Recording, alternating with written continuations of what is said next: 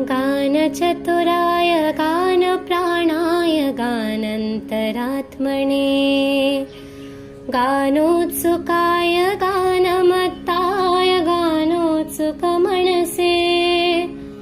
गुरुपूजिताय गुरुदैवताय गुरुकुलस्थायिने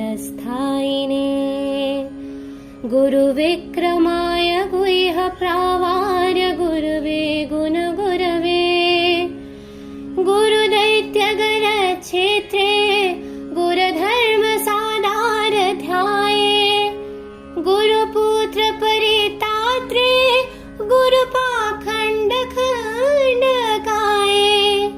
गणनायकाय गणदैवताय गणाध्यक्षाय धीमहि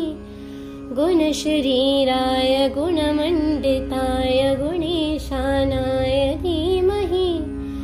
गुणातीताय गुणाधीशाय गुणप्रविष्टाय धीमहि एकदन्ताय वक्रतुण्डाय गौरीतनयाय धीमहि गजेशानाय भालचन्द्राय श्रीगणेशाय धीमहि एकदन्ताय वक्रतुण्डाय गौरीतनयाय धीमहि